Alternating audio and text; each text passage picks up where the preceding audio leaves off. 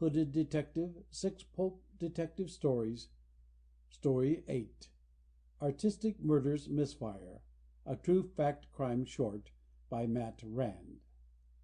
A scientific detective, identified with national and international law enforcement agencies, is authority for the statement that there are at least 18 methods of murder that practically defy detection. Yet the record shows that there are very few murders committed in any one of the 18 ways that go unpunished.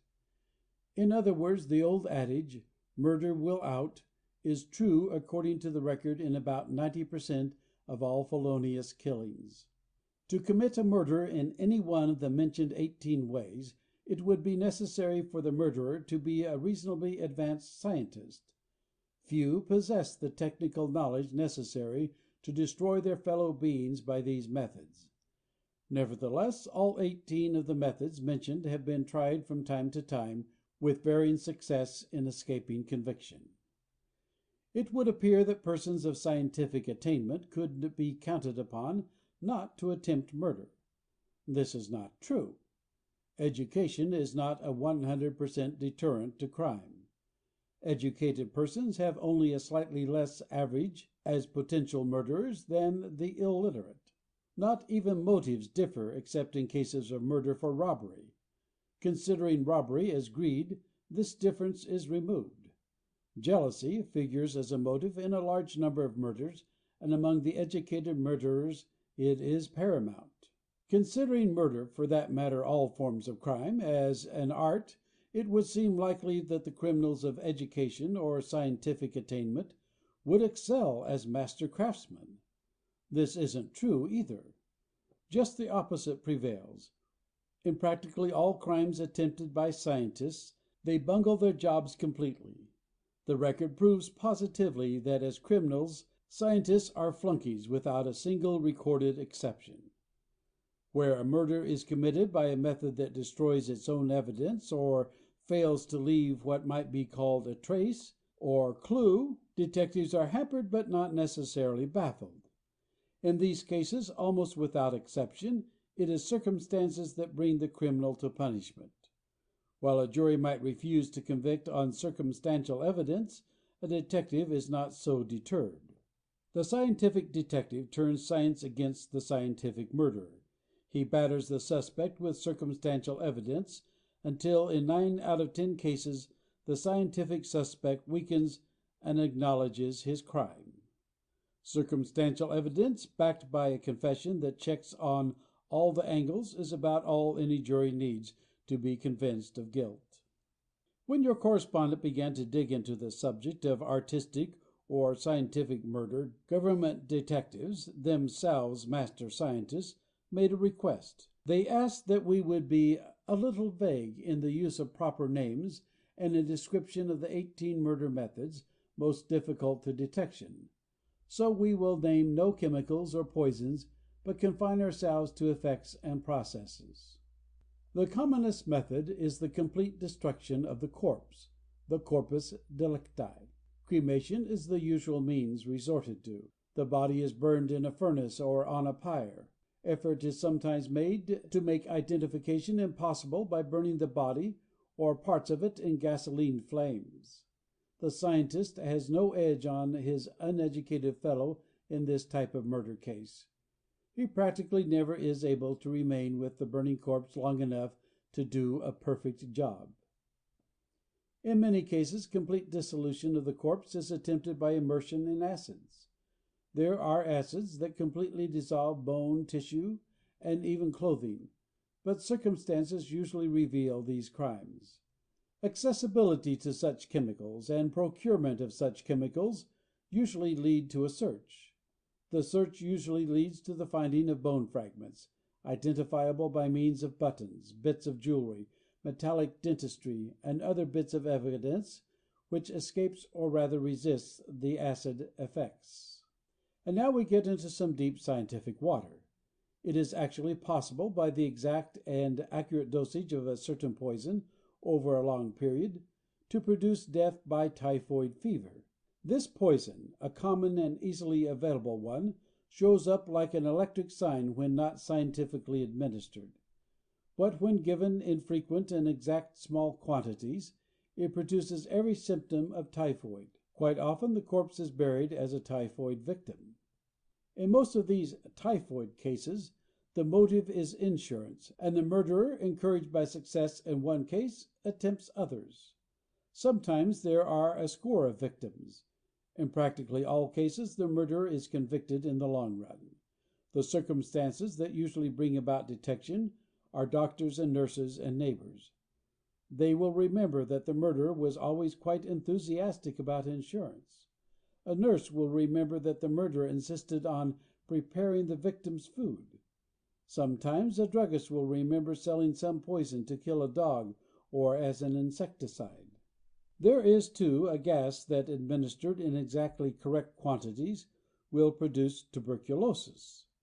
This gas kills instantly unless scientifically administered. A small quantity will cause the lungs to rot gradually, bringing death in from 5 to 30 days with all the symptoms of rapid or galloping consumption.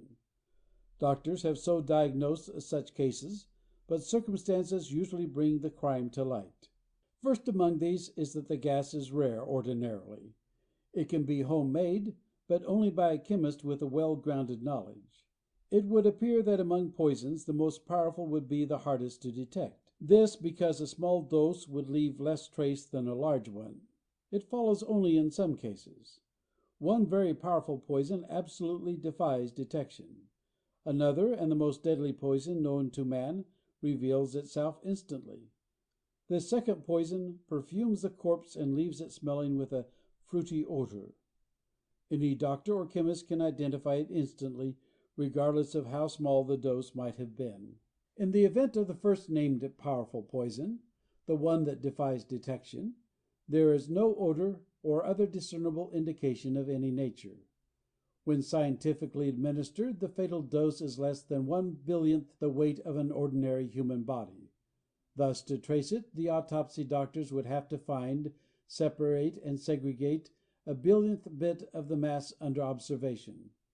The body completely absorbs the fatal chemical, and so. The poison has its uses, but is rare and impossible to obtain even by most chemists. There are few dispensing druggists who have scales sensitive enough to weigh the dosage of the chemical. Even for doctors to obtain it is an undertaking involving considerable red tape. But it has been used by murderers, scientific murderers. Circumstances in these cases have proven that the murderer possessed the drug and had a motive to use it. Confession has followed circumstantial evidence in some cases, and in others conviction has been obtained on expert testimony backed by positive circumstantial conditions, such as the presence of the corpse and proof of the ante-mortem possession of the fatal drug by the suspected murderer. A fiction story of the football grid, some years ago, involved the use of a solution to produce a fatal gas under conditions of bodily heat produced by violent exercise. This was authentic so far as action and effects were concerned. In the football story, the victim's sweater was soaked in a deadly solution. Under the heat of the exercise during the football game, the victim's body generated the gas which was inhaled. The gas stimulated his heart action to the point where a blood vessel was ruptured, causing death. The actual case from which this fiction story was borrowed involved a man, a wife, and the wife's clandestine violinist lover. The wife knitted the sweater for her admirer. Her husband dipped it in chemical solution and dried it while his wife was absent. When she returned, she expressed the sweater to her admirer. He wore it under his shirt. His body heat produced the gas which was inhaled by the violinist in sufficient quantities to cause death. The hypodermic needle is a weapon of death which has caused autopsy physicians trouble since its invention. Murder by the hypodermic needle, no doubt, would escape detection often enough were it not for circumstances. Such circumstances of death are never in the mind of autopsy doctors. Where evidence warrants it, corpses are subjected to microscopic and meticulous search to locate a hypodermic puncture, and they can be located even when hidden back of an eyelid, as was the case in one instance, that of an infant. The suspected murderer, in this case a colored mother, died in an insane asylum.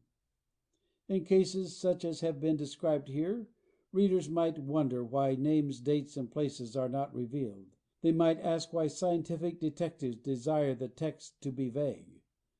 The reason is quite simple and understandable once it is explained. Even where conviction is obtained in such cases, it is only after the most laborious and expensive process and investigations. Living relatives of the accused in each case might be moved to bring suit on any of many grounds. This would result in a more long, laborious, and expensive litigation to the government, the writer, the publisher, doctors, detectives, and for what? The thing has been going on for centuries. As far back as history records, mysterious poisons have been a common means of murder. There are thousands of poisons. Some of these products of the jungles, held secret by savage tribes, are still little known to or understood by scientists. Poisons are given up by the earth, secreted by plants and by animals. They are produced by combining chemicals and by chemical reactions. In nature they are begotten by elemental distillation, by the action of the sun's rays, by the excrement of animals, including the fishes, by the promulgation of minute organisms, in a myriad of mysterious ways. Some of these processes are well understood, and some little understood by man. As is the case with electrical and other forms of scientific research, the field of scientific criminal detection hardly has been scratched. Research is constant, and no doubt will be perpetual. No one knows where any sort of research will lead. Scientific detectives call attention to this fact. Such research is valuable not only in the matter of law enforcement, but might prove of inestimable value in other fields. It might lead to a discovery that would end cancer, or one that would end war. End of Artistic Murders, Misfire, a True Fact Crime Short. End of Hooded Detective, 6 Pulp Detective Stories by Various.